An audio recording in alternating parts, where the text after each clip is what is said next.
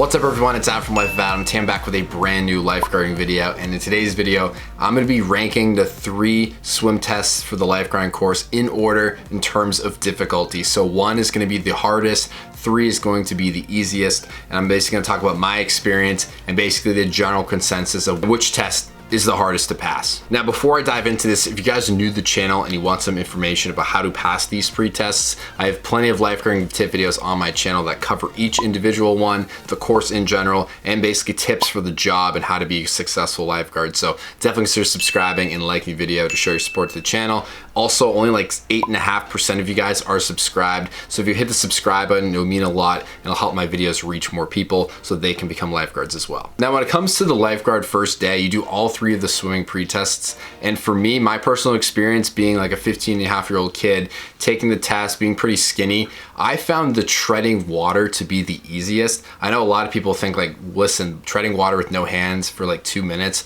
that's difficult. And like they would much rather do the lap swim. But for me, the treading water came a lot easier just because of like my body type, I kind of naturally floated. So I would say the treading water was the easiest. And then I would do the brick dive second. I think the brick dive, a lot of people overthink it, so they find it intimidating. But when you actually do that and you kind of just fight through the ears popping, if you're doing it at a really deep pool, it's not that bad. And I found the 300-yard swim to be the hardest because for me, I didn't do any swim team. A lot of people that were in my class with me did do swim team, so they were just like cruising by me with crazy pace. For me, I had to really take my time, make sure my form was good, so I would minimize the amount of like stamina that I would burn if my form was bad. So I paid like a lot of attention to detail, got into a rhythm, and like kind of like slowly did breaststroke in order to complete the distance. Now for this video, I'm gonna rank them in like a non-biased perspective. I basically gave you my opinion, but now it's time to do like the general consensus of what people think. So from the majority of the people in like the lifeguarding community and the people that became lifeguards and taken the pre-test and gotten recertified,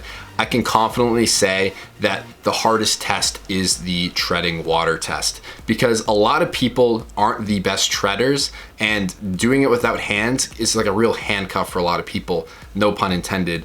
But you can't use your hands, and like relying on your lower part of your body and your technique for 2 minutes, although 2 minutes is not that long, for some people it can feel like an eternity. So getting the right technique is really important. I have videos on my channel that go over the right technique, but I would basically say that the majority of people that take the lifeguarding course are worried / find the treading water test to be the hardest. Now behind that, in second place, I will have the 300-yard swim. The 300-yard swim is kind of in like a sweet spot where like you have to be just a good enough swimmer in order to do that. Like you can't be super casual or like a beginner swimmer, you're not gonna be able to come close. And 300 yards is kind of that marker that separates the good swimmers from like the mediocre intermediate swimmers. So for me, taking it for the first time, it was very difficult. I had to really dig in to do it. And it's a distance that like, even if you do swim team, it's not completely of like a joke if you're used to doing like 500s, but it also still requires you to do it right and do it well and be a great swimmer. Now, the 300-yard swim now requires you just to do like 1 stroke, either front crawl or breaststroke the whole time,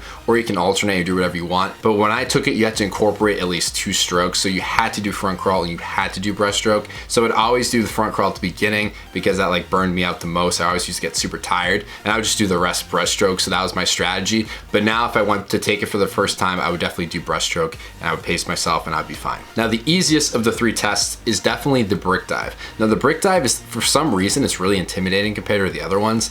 And I think it's because like people are worried about like not being able to find it, or like going to the bottom and like having it slip out of your hands. Like there's a lot of things that can go wrong with the brick dive, so maybe that contributes to it. But the actual event itself is really like straightforward and something you can do. It's something that like, although there is a time limit, there's technically like a 1-minute 40-second time limit for the Red Cross. And the reason I never really mentioned that is because there's no way it's gonna take you that long to do that. You swim like 20 yards, you can do front crawl, breaststroke, whatever technique you want. It doesn't matter if your face is in the water or not. You locate the brick, you swim like directly above it. That's kind of like a tip I preach. So you just go straight up and down.